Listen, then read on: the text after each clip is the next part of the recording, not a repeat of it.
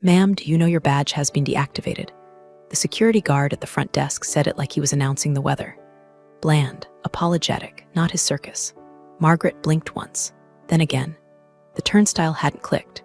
Her little green light didn't flash. She was standing there, reusable coffee mug in one hand, a Ziploc bag of homemade banana bread in the other, while the Monday morning parade of suits flowed around her like she was a lamppost. He gave a dry smile. "Well, I guess that depends on whether Midway Systems has a death wish this week." The guard didn't laugh. She didn't expect him to. It wasn't the first time she'd been invisible. In 9 years, Margaret had written contracts that kept Midway's lights on, structured licensing deals that protected 8-figure patents, and buried enough firewalls into joint ownership clauses that their most valuable IP asset, Project Sable, was basically Fort Knox in PDF form. And yet, to everyone above the 4th floor, she was just legal ops. An email signature, a name on red lines, someone you CC'd at the end of the deal if you remembered. She'd come from accounting, originally, fought tooth and nail to claw her way out of that beige graveyard of spreadsheets and into something with teeth. Licensing was where the real power lived, where details weren't just bullet points, they were weapons. Margaret understood that better than anyone. She wasn't flashy, didn't talk about vision or synergy or any of the other buzzwords the sales guys threw around like cologne. What she did was read, all of it, every contract, every footnote, every revision. While Carter Lane, Midway's new VP of Strategic Operations, was strutting around talking about liquidity events and reclaiming agile dominance, Margaret was tucked in the legal subfolders of their biggest client's cloud storage, highlighting clause language Carter would have needed a flashlight and a law degree to understand. Project Sable was her crown jewel, a tangled spiderweb of patent rights, shared development notes, usage triggers, and royalty escalators tied to performance metrics only she and the outside counsel had fully mapped. At its peak, it brought in $12 million a quarter. Margaret didn't just help negotiate it. She built the compliance framework from scratch, drafted the assignment writer herself, the one no one ever bothered to read, the one that quietly made her the sole assignee of any transfer of Sable's core assets. Not legal, not Midway, her. She never flaunted it. That wasn't the point. The point was protection of the work, the company, the long game. Seen too many licensing disasters collapse under hasty M&As and clueless VPs trying to show off with asset dumps. The clause was her insurance policy, a seatbelt no one thought they needed until the crash. But things had started changing fast when Carter arrived. First came the vision decks, then the consultants.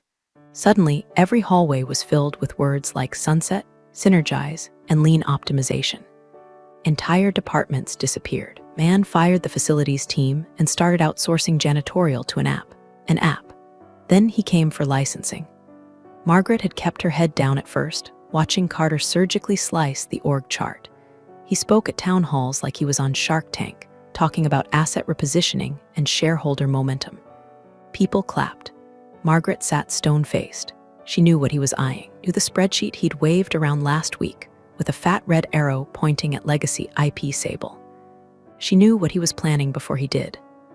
That Monday morning, standing outside the turnstile, badge dead and banana bread sweating in her purse, she finally saw it all for what it was. He hadn't just missed the clause. He had no idea she was the clause. Carter Lane walked into Midway like a man who just fired God and planned to run the universe with a whiteboard and a Bluetooth headset. He was tan in that try-hard California way, like he'd been marinated in LinkedIn filters and protein powder. His shoes looked too expensive to walk in. His handshake lasted half a second too long, and his first sentence in the all-hands meeting was, "I didn't come here to make friends. I came to modernize." Someone actually whooped. Margaret reached for her Tylenol. Carter was the new VP of Strategic Operations, which, near as anyone could tell, meant high-functioning chaos monkey with PowerPoint privileges. He'd come in on a wave of boardroom desperation, hired straight out of some VC firm that sold pet-tracking NFTs, or whatever garbage Silicon Valley was huffing that quarter. His resume was long on exits and short on context. The man could sell a bicycle to a fish. He couldn't read a contract to save his life. He strutted through departments with a little leather-bound moleskine and a smile like a blunt instrument. Everywhere he went, heads rolled. Accounting became a skeleton crew in 2 weeks. HR got merged with people optimization. Facilities, outsourced to a firm called Mopley. Legal, Margaret's division, got rebranded as Process Risk. But the worst was what he called the asset cleanse, printed spreadsheets like he was staging a coup. Assets, portfolios, patents, licenses, each labeled with traffic light colors. Sable, the most lucrative and labyrinthine piece of Midway's intellectual property, was marked bright red. Legacy bloat, Carter called it. Operational anchor. Fat ripe for trimming. Margaret asked for meeting. Got 15 minutes in a glass-walled conference room next to the espresso bar he'd installed. Showed up with a folder of Sable documentation. Printed, tabbed, labeled. Carter didn't even open it. "This isn't the 90s, he said, smirking. "We don't need binder queens, we need velocity." "I built the compliance shell for Sable," she replied, voice clipped. "There's an assignment clause, 14.2c. It was part of the dual joint restructuring when the Korea deal collapsed. You can't touch those assets without Margaret." He didn't raise his voice, just held up a palm like a preacher calming a sheep. "You're obviously passionate. But this thing's bleeding overhead. The board's aligned. We're moving the portfolio to Crescent Ridge Capital. 80 million, all cash. It's a no-brainer." She stared at him like he'd just offered to auction off his kidneys on eBay. He smiled wider. "Go enjoy your early retirement, or maybe freelance. I hear a lot of you back-office types are doing great on Upwork." Margaret stood slowly. He didn't yell, didn't argue. Just tapped the folder once. "You might want to read what you're about to sell," and she walked out. That night, at her kitchen table, she opened her personal laptop and pulled up the clause from memory. Paragraph 14.2c of the Sable Licensing Agreement. All rights, transfers, sublicensing, divestitures, or changes to controlling interest of the Sable core asset shall be subject to signatory assignment by the designated custodial assignee, her name. On the line. Assigned by Midway's then General Counsel and countersigned by their overseas partner. Ironclad. Quiet. Easily missed by anyone reading fast. The next morning, she typed a one-sentence email to the internal legal team. Subject, urgent Sable assignment writer body. Refer to clause 14.2c before executing any sale or LOI re. Sable asset portfolio. She BCC'd herself. Hit send. No reply. She wasn't surprised. The next day, her calendar vanished. Her access to the shared drive was revoked. HR blocked her from Slack. A courier delivered a padded envelope with exit documents and a coupon for a career coaching webinar. Margaret didn't cry. She went outside, trimmed her hydrangeas, drank a Diet Coke, and watched the boardroom smoke machine rev up for its next quarterly illusion. They just put a price tag on a bomb they didn't know was live, and she was the one holding the trigger. The HR girl couldn't have been more than 25, still wearing her intern enthusiasm like it hadn't curdled yet.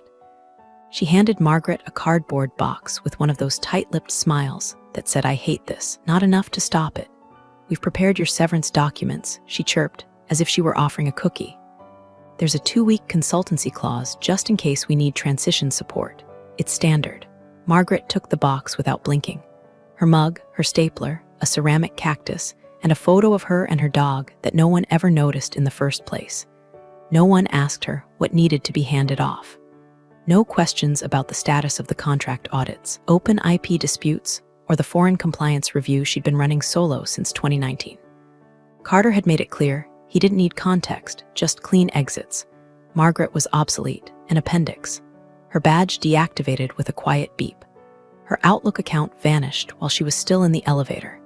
She walked out of Midway Systems with nothing but a box of things and a clause in her back pocket that would soon detonate. It was early March. Air still had that gray Cincinnati wetness, like winter refusing to die. She got in her Corolla, drove home in silence, and set the box on her kitchen table. The ceramic cactus tipped sideways. She didn't bother to fix it. Over the next few days, her phone didn't ring. Not from legal, not from IT, not even from Diane in procurement, who used to call whenever she couldn't find the latest rider template. She did get was a LinkedIn update from Carter. Thrilled to be leading Midway's next evolution. Streamlined, strategic, scalable. Attached was a photo of him at some executive summit, flanked by 2 guys in vests with teeth too white to be trustworthy. The caption, "Legacy is dead. Velocity is king." She closed the app and opened her Sable archive. The sale was moving fast. Crescent Ridge Capital had issued a letter of intent. Friend in legal had mentioned it in a side text before ghosting. Margaret watched the news drip out in vague press language. Significant IP restructuring, portfolio repositioning, asset class optimization. All the euphemisms that meant the same thing. Carter was burning the house for insurance money. The number floated up like a greasy balloon, $80 million. 80. For a portfolio that still had pending patents, open usage triggers, a licensing clause so specific it had a contingency section for submarine jurisdictions. Carter didn't know or didn't care. Margaret kept a legal pad on her kitchen table and jotted every milestone in pencil. March 10, LOI signed, March 14, press release draft leaks, March 18, internal town hall scheduled. The March 10 entry had an asterisk. Clause 14.2c remains unacknowledged. Carter, meanwhile, was glowing. Word around town was that he was being floated for a board seat at a new biotech startup. Midway stock had ticked up a few percentage points on news of the Sable sale. He strutted across podcasts and panels like a man who thought gravity had been repealed in his honor. Margaret bought a new pack of highlighters, yellow for buyer-side errors, pink for Midway oversights, blue for compliance gaps. She went to Trader Joe's. She watered her lawn. She kept a bottle of Prosecco in the fridge and didn't open it, because she knew something they didn't. Clause 14.2c wasn't just a bureaucratic tripwire. It was a hand grenade with a smiley face drawn on the pin. It gave her, Margaret E. Halpern, formerly invisible legal ops analyst, final say over any transfer of Project Sable's core intellectual property. Her signature. Or no deal. No one had asked her to waive it. No one had contacted her at all. Carter had been so eager to erase her name from the org chart that he hadn't noticed where else it was printed. So Margaret waited, not out of spite, not even for revenge. She was just giving them time. Time to realize how deep in the weeds they really were. Time to feel the rope tighten. And when the moment came, the meeting, the question, the collapse, she'd already be there. Calm, patient, with her pen uncapped and her answer ready. She waited 5 days before sending the message. Just one, to one person, Elliot Tran, Midway's senior counsel and the only man in legal who ever remembered to bring her coffee the way she liked it, black, 2 sugars, no questions. He was meticulous, quiet, allergic to drama. If anyone still read the damn contracts at Midway, it was Elliot. Her message was short. Hey, Re, Clause 14.2c on Sable. Please confirm it's been addressed before the sale. And the reply came 3 hours later. They already signed the LOI. No how are you, no emoji, no buffer, just the sentence. Cold, final. Margaret stared at it for a long time, then closed her laptop. She didn't follow up, because she understood what that line really meant. The train had left the station, and no one on board had checked if the tracks were made of paper. Crescent Ridge Capital had begun due diligence, and Carter was peacocking around like a man who'd cracked capitalism itself. There was an all-hands town hall streamed live on a Thursday. Margaret watched from her couch, bowl of stale popcorn in her lap. Carter stood in front of a branded step and repeat, sleeves rolled, microphone clipped like he was hosting a TEDx event on how to kill your own company and look good doing it. We've identified key redundancies, he said, smiling. Legacy licensing was a drag on velocity. Dead weight, so we cut it. Dead weight. Margaret didn't flinch. She just picked up her remote and rewound the clip, watching his mouth shape the words again. Dead weight. He didn't just mean the team, he meant her. The woman who built the Sable framework from scraps of conflicting patents, EU compliance laws, and enough red tape to mummify a lawyer. She clicked her pen and jotted in her legal pad. March 21, Carter calls licensing dead weight. Clause still unacknowledged. The buyers were moving quickly. Articles started circulating in investor newsletters. Crescent Ridge set to acquire $80M patent block from Midway Systems. Strategic realignment signals operational agility. All nonsense. None of them had seen what Margaret had tucked into the clause footnotes like landmines. But someone else had. It started with a LinkedIn ping, a name she didn't recognize. Junior associate at a boutique law firm in Chicago. Hi, Margaret. I'm working on a licensing diligence matter involving Project Sable. Your name came up as the assigned custodian on several core asset schedules. Would you be available for a brief call? Off the record, of course. Margaret raised an eyebrow. She responded cautiously, happy to chat. Next Tuesday, 2 p.m., off the clock. They met over video. The associate looked young, competent, already exhausted. Behind him, a shelf of thick binders and a dying ficus. We noticed something in the foundational agreements, he said after introductions. There's a recurring assignee notation. Your name appears on several riders, but it's unusual. It's not tied to your department. It's personal. Were you aware? She didn't smile, just leaned into the camera, I wrote them. The associate blinked. You. I was the assignment designee appointed by Midway and their foreign partner. Clause 14.2c. Without my signature, Sable's core IP rights cannot be transferred or divested in any capacity. A pause. Then the associate sat back, slowly. His poker face failed. Our client was not informed of this, I'm aware. Silence stretched. Margaret let it. He started scribbling in his notes, already picturing how this was going to play out in Monday's partner meeting. If this clause is enforced, there's no if, she said. He nodded. Be in touch. Margaret ended the call, closed her laptop, sat in the quiet. That had been the test, the moment, the signal flare. The buyers had finally hit the tripwire.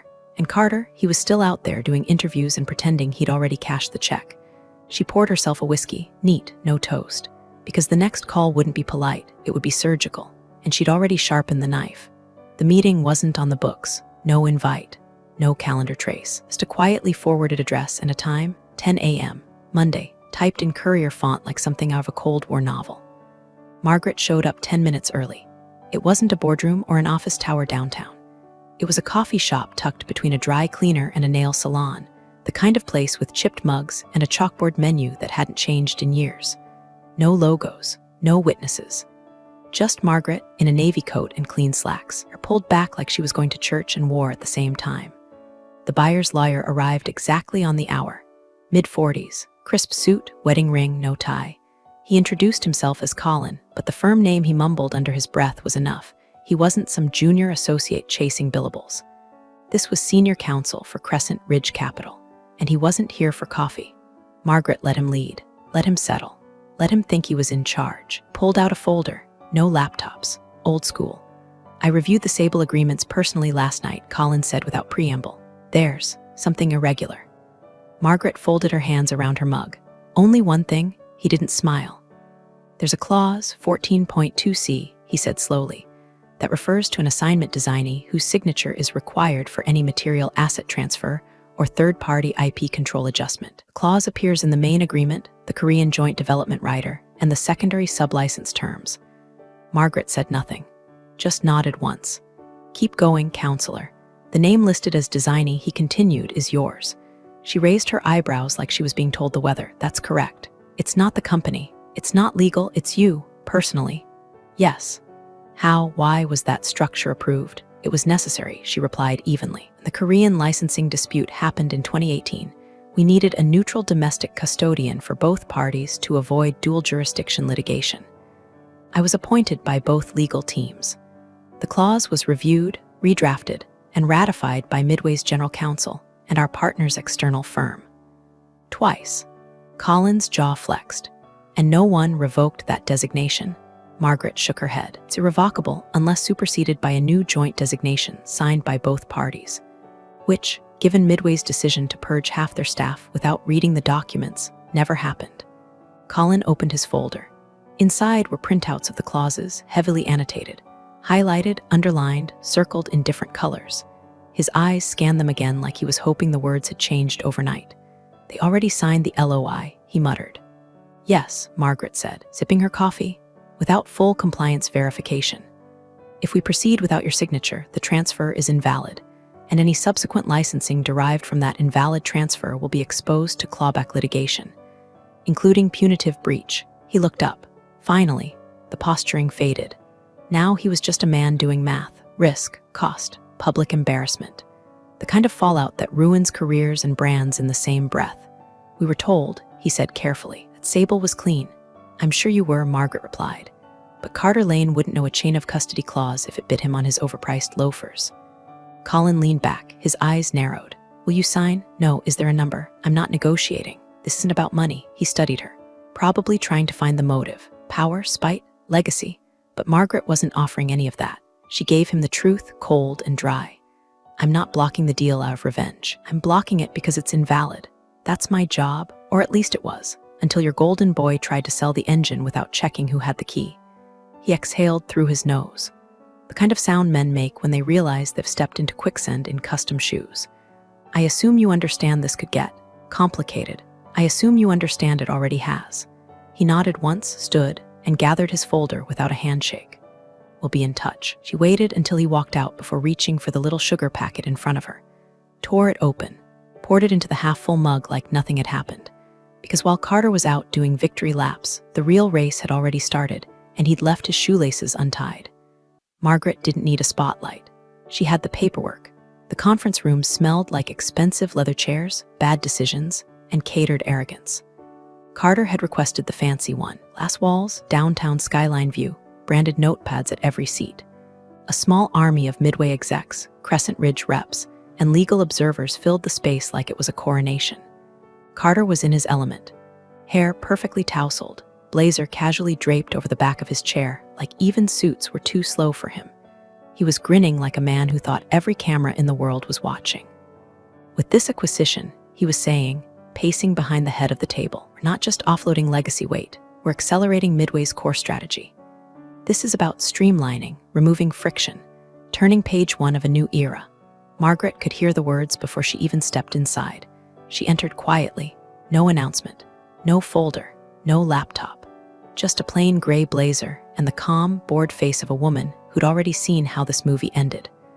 Carter's eyes caught her as she slid into the back row beside Colin, buyer's lead counsel. She didn't smile, neither did he. Carter hesitated, blinked, then went back to his monologue like a man refusing to believe in ghosts. Of course, the portfolio's clean, he continued, tossing the word like a dart, fully unencumbered. Everything's been scrubbed, vetted, greenlit. You won't find a single operational landmine in the structure. Margaret sipped her coffee. Lukewarm, fitting. The head of Crescent Ridge's legal team, woman named Jordan, razor-sharp in a dark maroon suit, flipped a page in her binder, adjusted her glasses, and spoke for the first time. There's one final issue we'd like clarification on before we proceed. Carter turned to her, palms open, sales mode engaged. Shoot. She tapped a paragraph with her pen. The Sable IP agreements. Clause 14.2c references an individual assignment designee. For asset transfer approvals, I'd like to confirm the name listed here is no longer applicable. Carter didn't even look, just waved a hand like he was batting away a fly. Oh, that, he said with a chuckle. Yeah, that's old language, boilerplate junk from a prior regime, legal fiction. She's just a footnote. The room didn't laugh. Jordan raised an eyebrow. Carter's grin stiffened. He looked across the room toward Margaret. His voice dropped half an octave. Margaret Halpern, former legal ops. We let her go 2 months ago. Her involvement was minimal. Jordan didn't blink. Is that true, Miss Halpern? The air snapped tight. Everyone turned. Margaret didn't stand, didn't adjust her chair. She just raised her hand. I'm the assignee. No one spoke. A second passed, then another. Carter's jaw twitched. He gave a little laugh, too loud, too sharp. Okay, look, I'm sure she thinks she's the assignee, but that clause, Jordan interrupted him, voice like a scalpel. The clause is active and binding. We confirmed it with both Midway and your Korean joint partner. The designation was never revoked. Carter paled. Margaret turned to face him fully now. Calm, poised. You didn't even read the rider, did you? He opened his mouth, closed it. Jordan slid a paper across the table, highlighted in yellow. Margaret's name printed under the signature line. We'll need her written approval before we can finalize, Jordan said simply. Margaret held up both hands, palms empty. No pen. The silence was deafening. One of the Crescent Ridge reps scribbled something onto a sticky note. Another reached for a water bottle with shaking hands. Carter just stood there, frozen, like someone had unplugged him mid-sentence. Margaret leaned back, crossed one leg over the other. She didn't need to say anything else. The clause had spoken. Page made a soft SHHHK as it slid across the glossy table, landing right in front of Carter like a legal death certificate with Margaret's name on it. Clause 14.2c, underlined in bold, annotated by 2 firms and initialed by 3 parties, none of them Carter. The buyer's counsel, Colin, sat back in his chair, arms crossed, face unreadable. The power had shifted, subtly but absolutely. This wasn't a conversation anymore. It was a reading of last rites. Carter picked up the page with slow, twitching fingers, scanned it once, then again. His brow furrowed like he was trying to translate Sanskrit into money. No, he said quietly. No, this can't be right. This clause, this has to be superseded. It wasn't, Colin replied. Carter's eyes flitted to Margaret, who was still seated calmly at the back of the room like she just wandered in from a knitting circle and accidentally stumbled into a boardroom hostage situation. He stood abruptly, voice rising. You're bluffing. Margaret didn't even blink. Jordan, the buyer's lead, closed her binder with a quiet thump. She's not. There's no way this stands. She doesn't work here anymore. She's not even on payroll. How can she have authority? It's not tied to employment, Colin said. Voice cool, it's tied to custodial designation. Personal, assigned. Irrevocable without joint party agreement, which your team never sought or apparently read. Carter looked like a man realizing he'd stepped off a curb into traffic and the horn was already blaring. He turned to Margaret. Okay. Fine, you made your point, you've been heard, now be reasonable. We're all here to make this work. Margaret finally stood, slowly. No rush. She walked to the head of the table and picked up the contract Carter had just tried to sell without her. Her voice was clear. Even, a scalpel, not a hammer. I am the assignee on Project Sable. She looked him dead in the eye, and I do not approve this sale.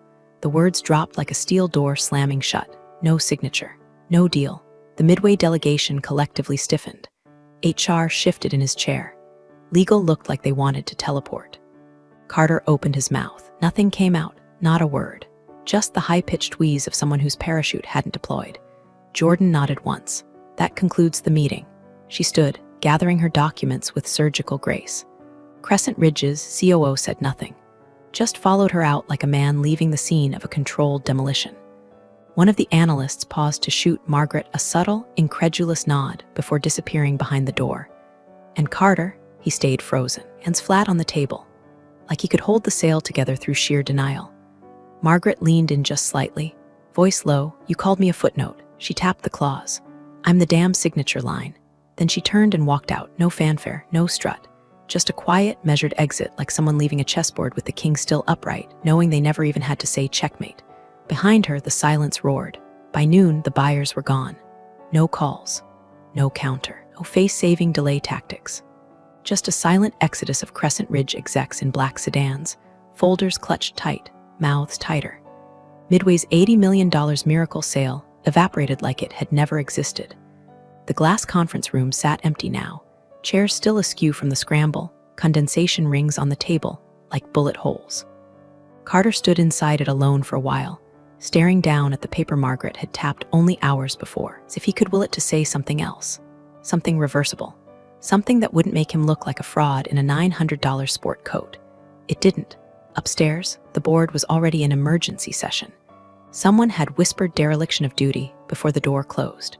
Another mentioned fiduciary negligence. No one said Carter's name out loud. They didn't have to. Everyone knew who set the bonfire and smiled while lighting the match. Margaret didn't bother watching the fallout in real time. She wasn't a sadist. She just knew math, and the numbers weren't in Carter's favor. Back at her house, she pulled up Midway's internal news portal out of morbid curiosity. One new update. Announcement. Midway Systems begins leadership transition as part of our evolving strategic vision. We thank Carter Lane for his contributions and wish him well in his future endeavors. Was the corporate version of being shoved out a side door with your box of shame and a $20 DoorDash gift card. No apology, no correction, just vanishing, a ghost in Gucci shoes. Margaret leaned back in her chair and watched the blue loading bar spin on her old Midway VPN access. Still dead, still gone. They never reactivated it. Never asked for knowledge transfer, never even thought to check if the detonator they tossed into the dumpster was still live. That had been the plan all along. She didn't want her job back. She never wanted a plaque or a name on a door. What she wanted was security, real security, not the false promise of loyalty from a company that would cut her loose without a second thought. So she gave herself an insurance policy. Clause 14.2c. Carter had been chugging green juice and building reorg slides with buzzwords and bar graphs. Margaret had been drafting safeguards in the subclauses, planting legal anchors, writing her name not where it could be erased, but where it had to be read. Every single time. That clause wasn't spite, it was survival. The final domino fell the next morning when Midway's general counsel resigned to explore new opportunities. Translation: jumped ship before being blamed for not flagging the one clause that sunk a deal worth more than a quarter of Midway's projected annual revenue. Legal would become a bloodbath. The sales team, directionless. Carter, unreachable. No posts, no tweets. His LinkedIn headline changed from VP of Strategic Operations to open to work in under 24 hours. Margaret got a call from Elliot Tran, short, dry, respectful. Just wanted to say, read it, all of it. You wrote it perfectly. She thanked him. Didn't ask what else he'd seen. By then, she'd already been contacted by Crescent Ridge again, quietly, discreetly. This time with an offer, but that was next. Right now, she let herself sit in the stillness of victory. No champagne, no confetti, just the hum of her refrigerator and the legal pad she'd stopped writing in, its last line underlined twice. Clause 14.2c executed. Clause didn't just protect the asset, it protected her. A week to the day after the collapse, her phone rang. Unknown number, Chicago area code. Margaret let it buzz twice before answering, cool and steady. Margaret Halpern, she knew the voice. Colin, Crescent Ridge Counsel. This time, no formality, no layered legal posturing. Just the tight, polite tone of a man calling not as a lawyer, but as a recruiter. We've reviewed everything, he said, no small talk. You were right. About the clause, about the compliance history. About all of it, Margaret waited. She'd learned long ago that the most powerful leverage in any room wasn't noise, it was silence. Colin cleared his throat. We'd like to bring you on as an external licensing consultant. Scope would include Sable, plus some adjacent portfolios we're negotiating out of Boston and Seoul. Fully remote, flexible structure, paid monthly retainer, plus success fees. Her eyebrow lifted, still hadn't spoken. Compensation would be, well, generous. 3 times your midway base, plus options, plus full authority over Sable's assignment continuity if you accept. He paused. In plain English, you'd stay the assignee. Now she smiled. A little. Just at the corner of her mouth. My only question, she said softly, was whether I'd keep control of the assignments. You will. She didn't ask who had to get fired, demoted, or chewed out to make that possible. Didn't ask how many internal debriefs or shareholder calls had begun with the phrase we didn't realize and ended in profanity. She didn't even ask who at Midway was still employed, because it didn't matter. She had the leverage, and that was all she'd ever needed. Send the paperwork, she said. I'll review it by tonight. No need, Colin said. It's already in your inbox. Executable PDF.